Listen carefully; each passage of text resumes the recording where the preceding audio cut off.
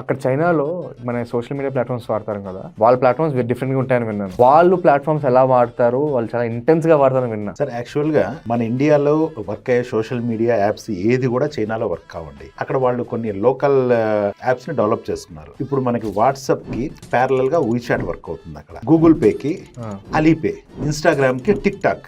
Mainly అక్కడ tick talk social మీడియాకి చాలా బాగా యూజ్ చేస్తారు సార్. అక్కడ ప్రతి ఒక్క ఫ్యాక్టరీ, ప్రతి ఒక్క కంపెనీలో కూడా సపరేట్ ఒక వింగ్ ఉంటుంది వాళ్ళ దగ్గర. వాళ్ళు ఏంటంటే సోషల్ మీడియాలో ఇన్ఫ్లుయెన్సర్స్ ని వీళ్ళని యూజ్ చేసుకొని కంప్లీట్ గా మార్కెటింగ్ చేస్తారు, ఆన్లైన్ సేల్ చేస్తారు. అక్కడ ఆన్లైన్ సేల్ డైరెక్ట్ గా చేస్తారు. మనకి ఇండియాలో సోషల్ మీడియా టీమ్ అనేది చాలా తక్కువ ఉంటుంది సార్. ఇక్కడ సోషల్ మీడియా ఇంపాక్ట్ చాలా తక్కువ ఉంటుంది.